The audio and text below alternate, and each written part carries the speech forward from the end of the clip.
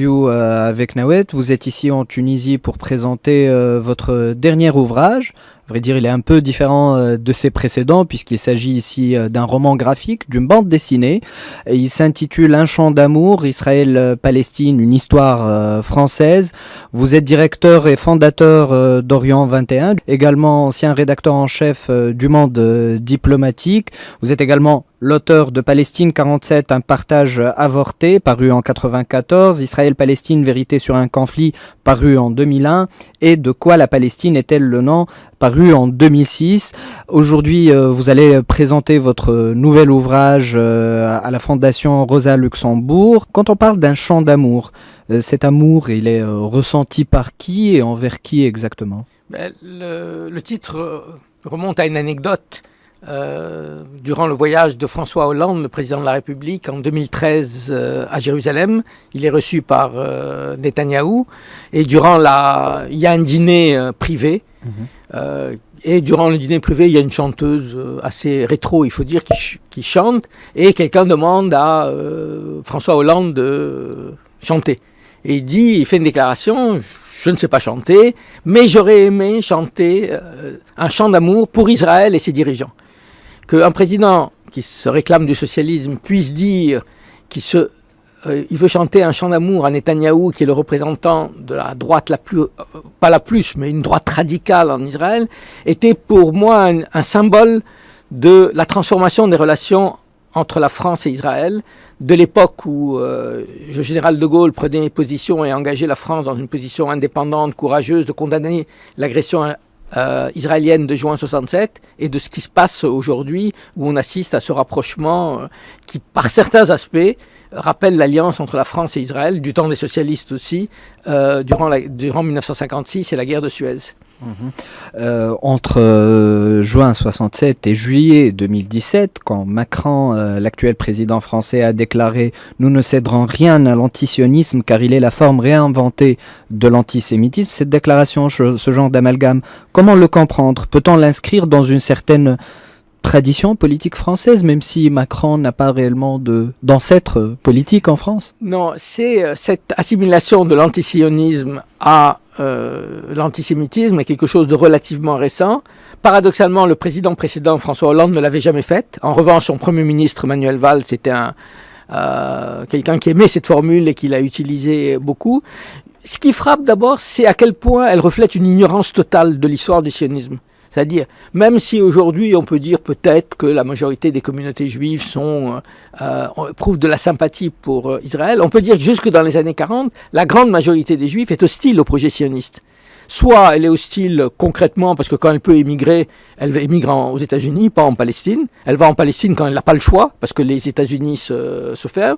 Soit parce que les Juifs participent au mouvement révolutionnaire, socialiste, communiste et qu'ils ne veulent pas du tout créer un État en Palestine. Soit parce que les Juifs français ou britanniques se sentent avant tout français et britanniques. Il faut rappeler au moment de la déclaration Balfour en 1917, dont on va fêter, si on peut dire, le 100e anniversaire, c'est-à-dire le moment où les Britanniques promettent aux sionistes de favoriser la création d'un foyer national juif en Palestine, la majorité de la communauté juive organisée est contre le projet, parce qu'ils voient bien la question de l'allégeance que ça va poser. À partir du moment où les juifs ont un autre État, à qui ils font allégeance ? Au Royaume-Uni ou à Israël ? Donc, ce qui frappe d'abord, donc, c'est cette espèce d'ignorance totale historique, et il faut dire malheureusement que les médias n'interroge jamais le chef de l'État là-dessus, sur cette histoire. C'est-à-dire, bon. Et puis l'autre aspect, c'est que c'est vrai que depuis 10 ans, et ça correspond aussi au changement de la politique française sur laquelle peut-être on reviendra, il y a une volonté de criminaliser le mouvement de soutien à la Palestine, qui est un mouvement qu'on appelle BDS, c'est-à-dire boycott, désinvestissement, sanctions, et d'assimiler un mouvement qu'on peut critiquer, je veux dire, on a le droit de ne pas être d'accord, mais qui est un mouvement pacifique, politique, à quelque chose qui est passible des tribunaux. Et la France est à l'avant-garde, si on peut dire, des pays européens. Il y a beaucoup de pays européens qui refusent de criminaliser BDS. La responsable italienne des affaires étrangères à l'Union européenne a fait une déclaration pour dire qu'elle était hostile à BDS, mais qu'en même temps, c'était un droit légitime. Mais là, il y a vraiment une volonté d'assimiler antisionisme à antisémitisme, et en fait, toute critique de l'État d'Israël à de l'antisémitisme. Certaines personnes ou personnalités, je dirais, qui font partie de la communauté musulmane de France, observent cette sympathie envers les sionistes et le sionisme comme l'autre facette de ce qu'ils subissent comme actes islamophobes, etc. À quel point trouvez-vous du sens dans cette observation? C'est à la fois vrai, mais c'est partiel. C'est-à-dire, comment dire, il y a en France une islamophobie grandissante qui existe aux États-Unis, qui existe dans les pays de l'Union européenne. Elle n'est pas liée uniquement à Israël. Mais c'est vrai que les soutiens à Israël en France utilisent l'islamophobie pour assimiler aussi la critique d'Israël aux musulmans en France, comme si c'était seuls les musulmans en France qui critiquaient Israël. Donc il y a une espèce de confusion qui est extrêmement dangereuse. En 2011, ça a commencé à partir d'ici, de la Tunisie, un bouleversement qu'a connu l'ensemble de la région. Et ce bouleversement-là, il a changé la donne, c'est-à-dire les choses sont devenues bien plus compliquées que la configuration antérieure, à savoir il y a des organisations terroristes à combattre et un allié stratégique à soutenir. Ces bouleversements-là, comment ont-ils impacté le rapport de la France au Moyen-Orient, au Proche-Orient et plus généralement au monde arabe dans son ensemble? Disons qu'à partir surtout du début de la guerre civile en Syrie, de l'échec des révolutions en Égypte, au Yémen, etc., il y a eu l'idée que finalement, il y avait plein de conflits dans la région. Il y a bien plus de morts en Syrie et en Irak qu'en Palestine, et que donc finalement, il y avait une marginalisation du conflit palestinien. Et je pense que c'est une méconnaissance totale de ce que la Palestine représente pour les peuples de la région. C'est un conflit, je dirais, symbolique. C'est-à-dire c'est le dernier conflit colonial. C'est un conflit que les Arabes considèrent à juste titre comme la dernière colonisation de l'histoire et d'une injustice fondamentale qui a été permise grâce au soutien des pays européens. Et je pense que ce conflit nourrit l'extrémisme dans la région. C'est évident, je veux dire, quand il n'y a aucune solution pour le peuple palestinien, il y a des jeunes qui pensent que rejoindre Al-Qaïda, rejoindre l'État islamique, c'est une manière de lutter contre l'impérialisme occidental, contre les ingérents et contre la situation faite aux Palestiniens. Et donc c'est dans ce sens qu'aujourd'hui on est dans ce que moi j'ai appelé dans le livre un tournant silencieux de la politique française. C'est-à-dire quand vous discutez avec des responsables français, ils vous disent mais on n'a pas changé de politique. On est toujours pour deux États, un État palestinien à côté de l'État d'Israël. On est pour la sécurité de l'État d'Israël, ce qui a toujours été la position française, et on est contre la colonisation. La différence, c'est que il y a 20 ans, il y avait un rapport entre nos relations bilatérales avec Israël et la politique d'Israël sur le terrain. C'est-à-dire, on ne considérait pas que la colonisation, c'est simplement quelque chose qu'il fallait condamner. Ça limitait les relations économiques, politiques qu'on avait avec Israël. Aujourd'hui, les relations sur le plan économique, sécuritaire, il y a même l'idée qu'on a beaucoup à apprendre de la lutte d'Israël contre le terrorisme, la manière dont il lutte pour la sécurité. À quoi je réponds, mais attendez, ça fait 50 ans que cet État vit dans l'insécurité et vous allez apprendre de là-bas comment on lutte contre l'insécurité. En fait, bon.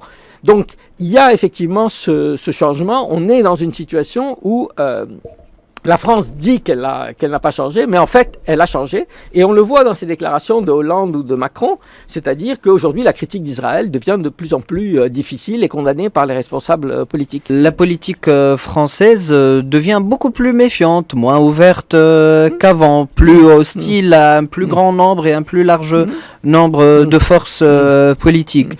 Mais particulièrement, le rapport aux islamistes en Tunisie, en l'occurrence Nahda, ou en Égypte, demeure pas du tout clair. Il y a beaucoup de brouillard sur ce rapport. C'est-à-dire que la France ne s'indigne pas du coup d'État en Égypte, par contre ne trouve aucun mal à être dans le pragmatisme et dans ce que certains pourraient appeler la réelle politique vis-à-vis du régime tunisien durant la période de gouvernance de la Troïka. C'est vrai. Bon, vous savez, comme toutes les politiques... il n'y a pas un bureau dans lequel se décide une politique française pure et qu'on met en application. Il y a des cas différents. C'est sûr qu'en Tunisie, la France a essayé de jouer le compromis entre les forces dites laïques et les forces dites islamistes, en pensant que si on n'allait pas vers ça, on irait vers la guerre civile. Et cette ce rôle français s'est accentué encore après le coup d'État en Égypte. Mais ça ne préjuge pas de l'ensemble de la politique française. Sur l'Égypte, c'est lié vraiment à la politique, aux relations bilatérales avec l'Égypte. Il y a une conviction, à mon avis tout à fait erronée, qu'aujourd'hui le régime égyptien est stable, que c'est une garantie de lutte contre le terrorisme, alors que je veux dire, toute l'histoire récente a montré que c'est ce type de régime qui alimente le terrorisme. C'est en fermant toutes les portes de la démocratie qu'on aboutit au terrorisme. Il y a, vous savez, je rappelle toujours, au lendemain du coup d'État, Zawahiri, qui est le numéro 1 d'Al-Qaïda depuis la mort de Ben Laden, a envoyé une lettre à Morsi en lui disant, écoutez, on vous l'avait dit, la voie démocratique, ça ne marche pas, et donc prenez les armes. Alors jusqu'à présent, à l'exception du Sinaï, où c'est une situation vraiment très particulière, la grande majorité des cadres de frères musulmans, d'abord ils sont en prison, arrêtés, torturés, etc. Mais la grande majorité des cadres n'a pas basculé dans la violence. Mais il y a des jeunes aujourd'hui qui disent il faut utiliser la violence. Et qu'est-ce qu'on peut dire contre ça? C'est-à-dire, on dit la violence est condamnable, mais la première violence qui est condamnable, c'est la violence de l'État. Et moi, je rappelle toujours Nelson Mandela, à qui on parlait, parce que l'ANC, on l'oublie à utiliser la lutte armée, il disait, la violence, c'est d'abord la violence de l'oppresseur. Et après, alors on peut dire l'opprimé, il ferait mieux de faire ça, etc. Mais si on n'a pas condamné la violence de l'oppresseur, c'est quand même une injustice totale, quoi. Par contre, vous avez parlé d'un compromis avec la Tunisie, mais en Tunisie même, il y a aussi un autre compromis entre Nida Tounes et Nahda, le parti islamiste de Nahda. Certains observateurs, dont nous-mêmes, à Nawat, nous percevons ce consensus créé entre Nida et Nahda comme étant une menace pour la démocratie tunisienne, parce qu'on invoque le consensus à chaque fois, et par conséquent, il représente une menace contre le pluralisme, contre le fait l'éventuelle existence d'une opposition forte, contre l'équilibre des forces. Aujourd'hui, comment vous observez ces accointances-là et ce consensus-là? J'avais écrit en 2013, au moment où la situation était très instable en Tunisie, un texte qui s'appelait « Pour un compromis historique en Tunisie », c'est-à-dire pour un accord fondamental entre, disons, un Nahda et l'opposition laïque, pour arriver à... Pourquoi? Parce que, je disais, il y a deux choix. Il y a le choix égyptien, mais le choix égyptien nous enseigne aussi quelque chose par rapport aux démocrates qui disent qu'il faut éliminer les islamistes. C'est qu'en fait, on n'élimine jamais que les islamistes. On élimine d'abord les islamistes, et puis les démocrates, et puis la gauche. Et aujourd'hui, en Égypte, on élimine tout le monde. Il n'y a plus aucune voix dissidente. Donc, il faut trouver un compromis historique. Mais un compromis, mon idée du compromis historique, c'était de dire il faut se mettre d'accord sur le cadre constitutionnel de fonctionnement. Que tout le monde soit d'accord sur un certain nombre de règles de base. Mais ce n'est pas pour que le pays soit géré en compromis historique. Le pays doit être géré en fonction de majorité et de minorité et de programme. Mais ce qu'on constate, j'allais dire, moi ce qui me frappe en Tunisie, c'est pas tellement le fait que c'est Nahda et Nida Tounes qui se mettent d'accord, c'est que personne n'a un programme. C'est même pas un compromis sur un programme. Ils sont en compromis sur le fait de se partager le pouvoir, mais il y a aujourd'hui des décisions très importantes à prendre sur le plan de la réforme économique et sociale, de comment on avance, etc. Et on aboutit à une paralysie totale dont les deux sont responsables. Donc, pour moi, le compromis historique, c'est de dire, dans le monde arabe, où le courant de l'islam politique représente de 25 à 35% de la population, on ne peut pas construire une démocratie sans ce courant. Ce qui ne veut pas dire qu'il faut accepter tout ce que fait ce courant. Il y a dans ce courant des tendances qui peuvent être totalitaires qu'il faut combattre et que ici les Tunisiens ont combattu et qui ont amené finalement à ce compromis. Donc c'est pas l'idée, naïve, aimons-nous les uns les autres. Non, c'est aussi un combat. Mais en même temps, ils sont une partie de la société. Mais il faut que les islamistes acceptent ça aussi. C'est-à-dire en Égypte, un des problèmes, c'est que il faut pas. Les frères musulmans avaient tendance à considérer que finalement ceux qui étaient contre eux n'étaient pas des Égyptiens. Et aujourd'hui, ce que les laïcs, entre guillemets, disent des frères musulmans, c'est pas des Égyptiens. Donc là, on est dans des logiques de guerre civile. Mais ça ne veut pas dire qu'il faut tout diriger ensemble. Il peut y avoir des périodes, je veux dire, ça existe en Europe, où il y a des coalitions. Je veux dire, ça c'est autre chose. Mais la situation aujourd'hui me semble, si on prend la Tunisie, encore une fois, je ne connais pas très bien, mais me semble dangereuse parce que c'est pas un vrai compromis. C'est pas à la limite, il se ferait un compromis sur un programme économique qu'on pourrait combattre, mais avec un vrai programme économique et social, ok. Mais il n'y a pas. Il y a simplement l'idée de ne pas trop bouger, et puis après, chacun... Et puis il y a une concurrence permanente qui fait que à chaque moment, l'un ou l'autre va essayer, parce que c'est le plus facile, de transformer tous les conflits en conflits culturels. C'est-à-dire, on le voit autour de la question du droit des femmes, la question du code de la famille, etc. C'est-à-dire, plutôt que d'avoir à affronter les vrais problèmes qui sont le problème du développement du sud du pays, le problème de la dette, etc. Toutefois, il faut tracer une ligne claire, bien évidemment, entre le compromis et le consensus, mais le compromis a été fait depuis janvier 2014. La promulgation de la nouvelle constitution, n'était-ce pas un moment de compromis? Ah oui, tout à fait. C'était un compromis donc historique, sociétal, etc. Et donc réanimer les questions d'ordre sociétal que vous avez exprimées comme étant d'ordre culturel ne pourrait pas mener bien loin. Par contre, non, mais tout à fait. Mais c'est pour ça que je dis une chose qui me frappe, mais qui m'a frappé en Tunisie, mais en Égypte ou ailleurs, c'est que les forces révolutionnaires ou les forces de changement, dans tous les cas, n'avaient aucun programme de transformation de leur pays. Et aucune réflexion sur comment on construit une nouvelle économie indépendante, qui est différente. C'est-à-dire, le problème se pose différemment, par exemple, en Égypte ou en Tunisie. L'Égypte, c'est un gouffre. C'est-à-dire, l'aide internationale à l'Égypte pour sortir l'Égypte de la crise, c'est des milliards. En Tunisie, c'est bien moins. Mais il faut quand même réfléchir sur un programme économique social. Un autre problème, c'est la question des services de renseignement, c'est-à-dire, ou de l'État, je dirais de l'État, ce qu'on appelle l'État mukhabarat, c'est-à-dire le poids des services de renseignement, c'est-à-dire arriver à des réformes qui, sans casser l'appareil d'État, permettent petit à petit d'aller vers un État de droit. Ça ne va pas se faire du jour au lendemain, mais il n'y a pas de réflexion là-dessus, il n'y a pas de... Voilà. Peut-être aussi parce que c'est une boîte noire. Oui, mais regardons une chose plus simple, les médias. Je veux dire, c'est quand même quand on lit la presse dite, enfin, ce qui reste comme presse étatique, mais c'est lamentable. C'est même pas en Tunisie, c'est même pas une question de ligne politique. C'est une question de niveau. C'est pas du journalisme. C'est pas du journalisme, mais pour ce qui est le français, c'est pas du français. C'est écrit dans une langue que moi je ne comprends pas. Donc tout ça, toutes ces réformes qui devraient être au cœur du débat, y compris avec des clashs. Je ne dis pas que tout le monde va être d'accord, etc. Devraient nourrir le débat politique. Mais d'un côté, on est vers surtout ne bougeons rien, et dès qu'on sent qu'il y a un problème, alors là reviennent les questions culturelles, les questions religieuses, etc. Parce que les deux partis savent qu'ils vont pouvoir mobiliser leur électorat. Mais à terme, c'est quand même dangereux. C'est-à-dire, encore une fois, la situation de la Tunisie n'est pas une catastrophe, mais il y a de graves problèmes économiques et sociaux. Il y a une partie de la population qui est laissée pour compte, qui n'a pas profité du tout de la révolution, pour qui ça n'a même rien représenté, cette révolution. Je veux dire, il faut lui donner quelque chose. Sinon, après, on s'étonne de voir des jeunes Tunisiens aller combattre, rejoindre des groupes djihadistes ou autres. Entendez-vous par cela que c'est la fin du processus révolutionnaire et qu'aujourd'hui, il faut ramener des réformes, mais que la révolution, ça se conjugue au passé aujourd'hui ? Non, les réformes peuvent être révolutionnaires. Hein, je veux dire, changer le système, mais même simplement changer le système médiatique, c'est quelque chose d'important. Si vous voulez, dans la différence entre réforme et révolution, si on regarde la région, la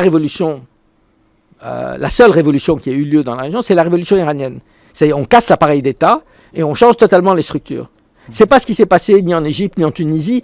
Laissons le cas particulier de la Syrie, parce que ça s'est transformé en guerre. C'est très particulier. La Syrie, la Libye. Donc, bon, les gens n'ont pas choisi une voie révolutionnaire au sens de casser l'appareil d'État. Ok, je veux dire, ça, c'est pas moi de décider quel est le chemin à suivre. Mais ça ne doit pas amener à un immobilisme où on maintient les structures comme si rien n'avait changé. On dit il y a les retours des anciens, du RCD, etc. C'est pas tellement ça en termes, je discute pas en termes individuels. C'est en termes de est-ce que la police est-ce qu'il y a un contrôle réel sur la police? Est-ce qu'il y a une justice indépendante? Tout ça, ça demande des choses concrètes qui peuvent être des réformes révolutionnaires. C'est-à-dire, c'est pas incompatible. Dans tout ça, comment vous qualifiez, vous pensez le rôle des forces internationales dominantes? C'est-à-dire ici, on parle de l'Union européenne et des pays les plus influents dans l'Union européenne, à savoir la France et l'Allemagne, mais aussi des États-Unis qui viennent de passer d'Obama à Trump. Je dirais l'Union européenne, j'ai deux choses. D'un côté, j'ai une vision critique, c'est-à-dire je pense que la question essentielle de la dette doit être résolu et je pense qu'il faut effacer une partie de la dette. Enfin, mais ça c'est une conviction politique. Absolument. Mais en même temps, je pense que ça ne peut pas être fait s'il n'y a pas une transformation interne en Tunisie. C'est-à-dire qu'il faut qu'il y ait une dialectique entre ce qui se passe en Tunisie et la capacité de la Tunisie d'aller négocier avec l'Union européenne. Et je dirais que la Tunisie est en mesure de négocier parce que l'Union européenne réellement, je crois, veut le succès de l'expérience tunisienne. Parce que c'est, dans le monde arabe aujourd'hui, la seule expérience qui n'a pas raté.